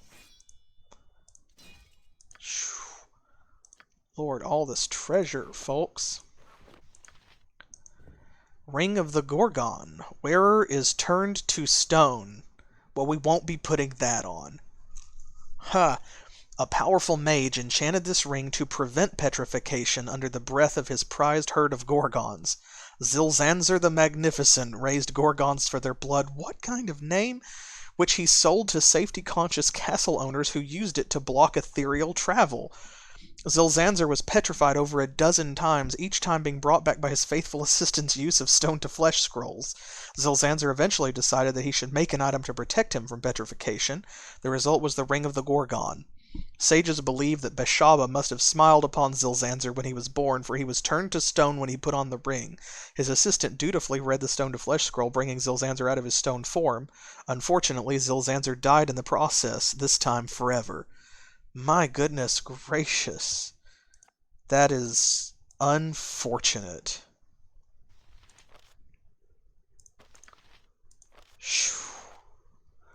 Wow. This is probably just, yeah, studded leather armor +2. And this is a Valiant +2. Legendary blade was wielded for a short time by the warrior Ilban of Elturil. It is from his exploits in Kalimshan that the weapon gained its name. Before Ilban, however, Valiant was in the possession of a holy slayer from distant Zakhara. According to sages, the light sword was crafted to serve an order of assassins. Valiant's owners survived through many incredible ordeals, mostly because of the magic of the weapon. The weapon was lost in Kalimshan when a holy slayer pursued a pasha's blasphemous agents to Kalimport. The scimitar remained in the hands of Baris Cabal for about a dozen years before the band was broken up by Ilban and his companions. Ilban's exploits took Valiant into battle against Sandmen, giant scorpions, desert raiders, evil sorcerers, and the demonic servants of Selan Harad. Phew! These weapons have been through some stuff. And I think, so this is +2 and 1 extra attack per round. Correct me if I'm wrong, I think Motmic has got proficiency with... Yeah, there we go. We gave him 1 point in Scimitar and Ninjato and stuff, so he can actually use that. So we'll have him hang on to that. He doesn't have a slot for it right now, but... Oh, wow, he's out of ammunition. Okay, well, so he'll be using that dagger for the moment. Gosh, oh.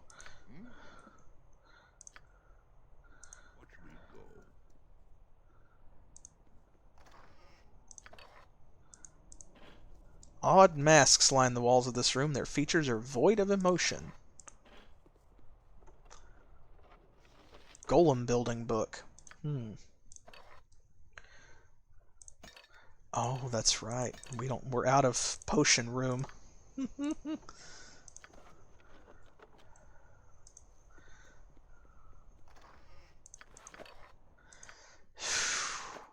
This is a lot, folks.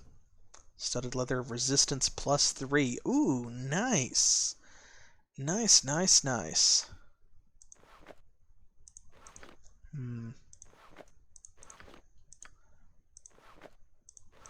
I wonder what the difference is here. The difference is 2 points. I'm thinking about it because, see, this is maximum hit points +10, which is nice, and that regeneration. But he can't use his thief skills while wearing this, which is, of course, ridiculous. Do you think that it's worth sacrificing the regeneration and the hit points and 2 points of AC to give him like this resistance here and the save versus spells instead, and then we don't have to switch armor when he needs to use his thief skills? Because that Mail of Life, we could maybe give that to... I wonder if... I think it might be an upgrade for Hatheland. Let's see. Here, we'll put this in the bag of holding. We don't need that anymore. That'll free up a slot. Let's see what that does to his AC. Okay, so it actually reduces his AC by a little bit, but it's still at -2, and then that gives him almost as many hit points as Astrid has, plus the regeneration.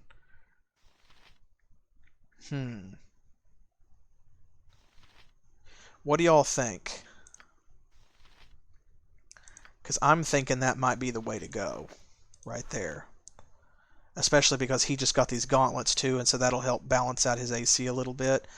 Y'all good with that? If there's no objection, I think that might be what I'll do. I hate seeing his AC go up instead of down, but the resistances to damage, I think, will help to balance that out as well. So, and the bonus to save versus spells.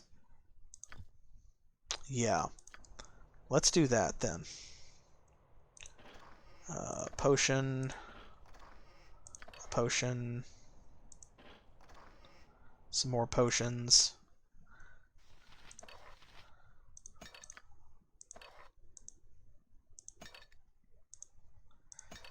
I was hoping... Oh, well...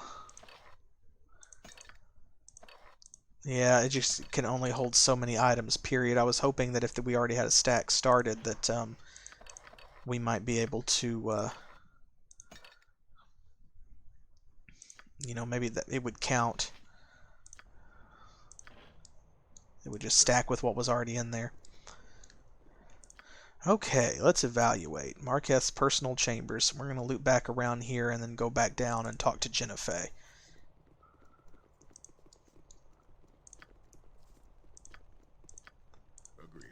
Hopefully there are no more thieves.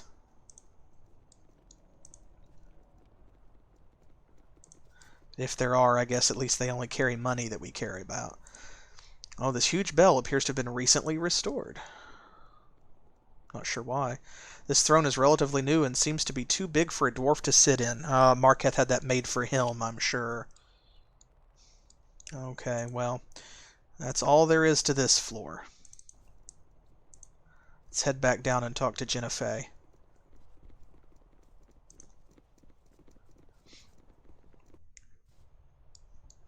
I'm on it. She's probably going to attack us for killing her boyfriend. Bless her heart. Maybe not. Or maybe she just doesn't do it until we tell her. How did you wind up here? Oh, I've forgotten. Hello again. Did you want something? I should have seen it coming. I abused Malavon constantly while he was growing up. When revered brother Hatheland and his lieutenants met with my people, I slighted Marketh. I wouldn't speak to him because he was male. Instead, I spoke with Maiden Amadia. After long discussion, our city could find no reason to ally with Hatheland. Unlike the rest of my people, Malavon wanted to join with the revered brother. I discovered this, so he abducted me and took me to Marketh for safekeeping. They eventually found out anyway. Now Hatheland is planning some sort of assault on my former home, and I'm left here with Marketh. Why don't you just go? The question that everybody always asks an abused woman, why don't you just leave? Well, there are all kinds of reasons, folks, and none of them are happy reasons. My brother Malavon, he placed a series of spells on me. If I ever cross the boundaries of the palace, the first 2 spells will destroy my natural resistance to magic. The 3rd spell will extinguish my life force. Ooh, well, you know, he's dead. I forgot about this. This book appears to be a manual detailing Malavon's construction of 2 iron golems. It also contains a number of strange phrases that appear to be command words. I don't remember what we used that for. And someone feel free to, like, you know, correct me or shout out if you know. I'm not sure if there's any way to free Jennifer. Like, we've already killed Malavon.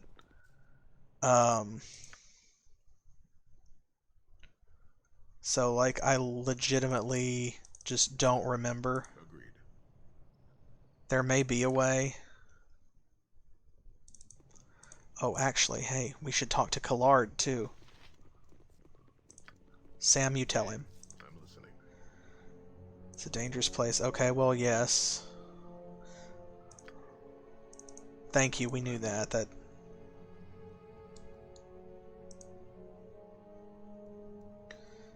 I was hoping to tell them about,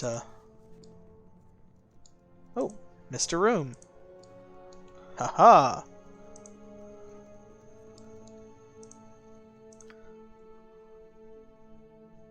That was all there was to it, though.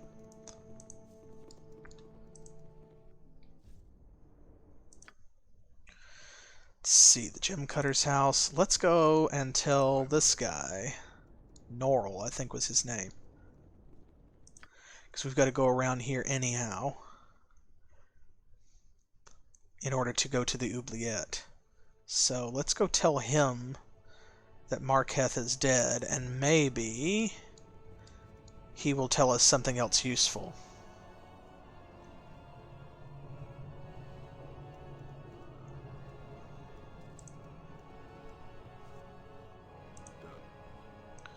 There we go. Marketh's dead. I killed him. Justice has finally been served. Thank you for your help. I will remember you for the rest of my days. I don't know if that's his voice. I'm sorry. I can't remember. Agreed.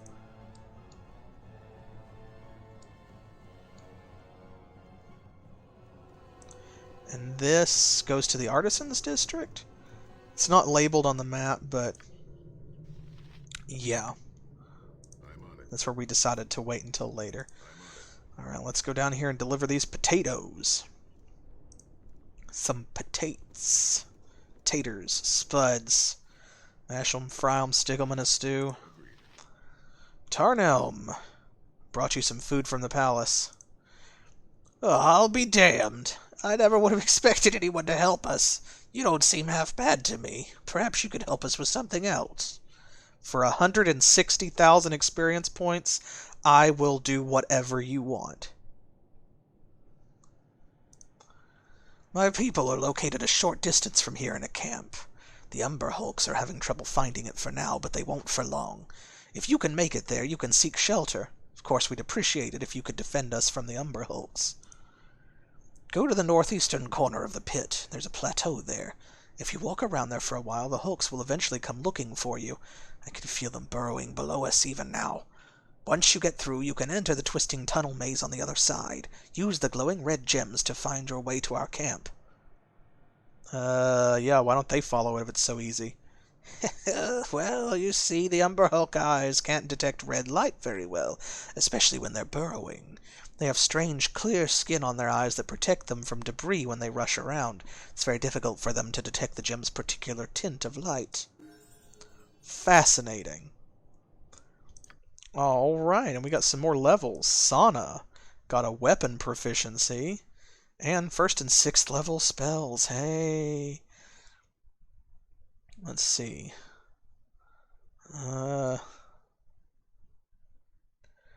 Longbow, short sword. I think we're going to have to go with halberd on her since she can use them. I don't think anybody else has taken halberd, and that way... I remember before saying I kind of felt bad about putting a point in there because we'd thrown so many good ones away. But we're at the point in the game where it doesn't much matter now. We have to make some kind of a decision, and other people are getting other proficiencies. This will cover that for us. Somebody will be proficient in everything, so... Okay...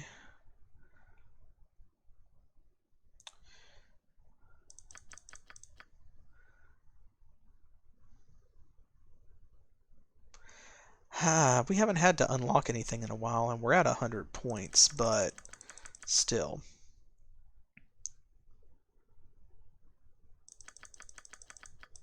There we go. That seems pretty good.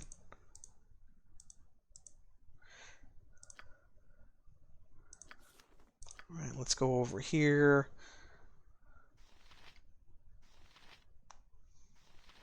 Give her another grease. She's not using these spells much anyway. We need to use them more. Shades is an interesting spell. It conjures like illusionary shadow creatures or illusory shadow creatures. They're tougher than earlier versions of the spell. But I think we're going to go with a power word silence this time. In the meantime, we need to go over here. Let's kill some Umber Hulks.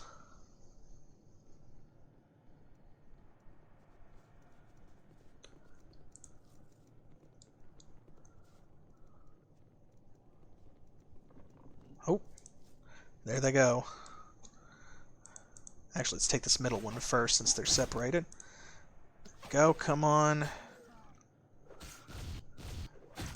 Oh my goodness. The random explosions. This is a lot of Umber Hulks, guys. You know what?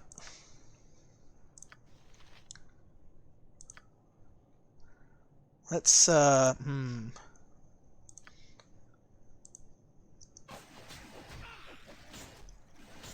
on.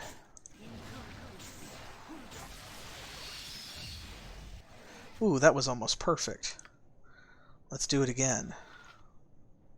We have another one.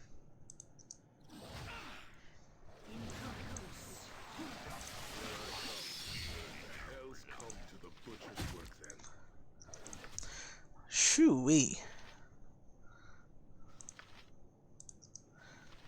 Keishara can finish this one off.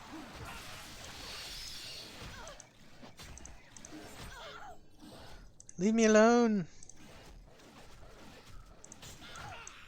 Come on, y'all. That AI is not great. There we go. Phew. I'm on it. Okay. Well, first things first, Sam leveled up from that, which is great. Oop, 7th level spells, y'all. 4, 5, and 7. Let's see. 4th level, we'll take another healing spell. And...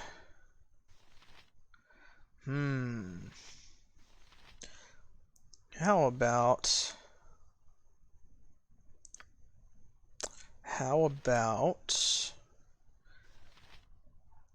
a protection from lightning? Because we don't have anybody doing that yet. Okay, 5th level.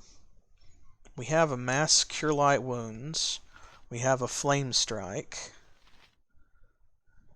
So let's try a cure critical wounds. And 7th level, now we get to choose from all of these. Confusion, Finger of Death, Greater Restoration, Greater Shield of Lathander, Holy Word, Impervious Sanctity of Mind, Hopelessness, Fear, Death, Shield of the Archons, Resurrection, Regeneration, Pain, and Stun. Regeneration is 3 hit points per second for 1 round per 2 levels. That's not bad. Finger of Death, of course, is an instant kill spell. It still deals pretty decent damage if they make their saving throw. Holy Word. Yes, magical energy smites all creatures of evil alignment in the area. It just straight out kills some of them. Deafens others. No saving throw. Can only be cast by good aligned characters.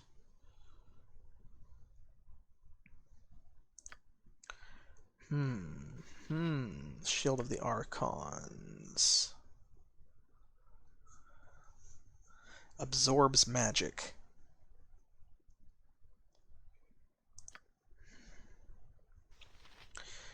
You know, I'm thinking a nice holy word. Let's go with that for now. After all, we can always change. I'm on it.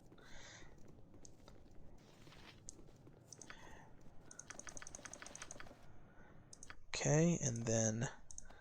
oh boy. It's going to be a lot of this.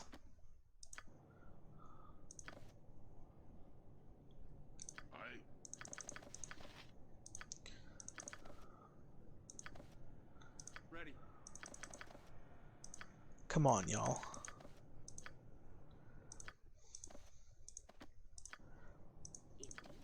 I don't even know what we're going to use these for, but somebody needs them for something. We need to find a merchant soon, you know it? It really is about that time.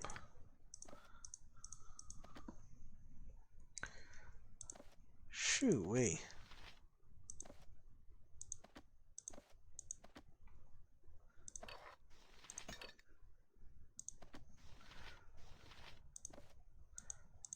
There we go. That's all of them. Beorn, ah yes. Thank you for rescuing Gwello from the mines. His return has bolstered our spirits greatly.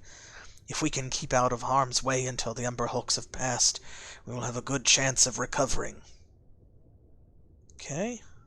Agreed. Nim. Oh, Nim is a merchant.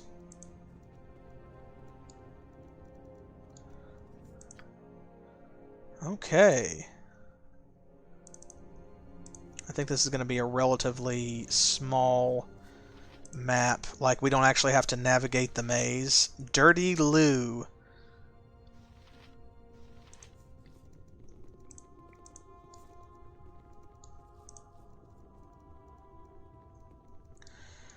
Oh my goodness gracious.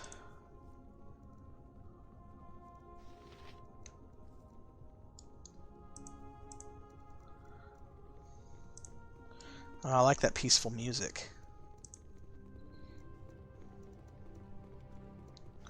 Yeah, they've had to build kind of a tent city here where they've been driven out of their homes.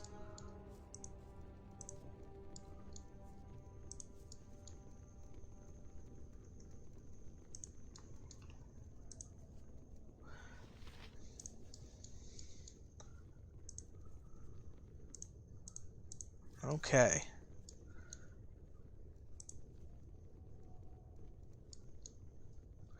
I think that comes out the back of this building, maybe?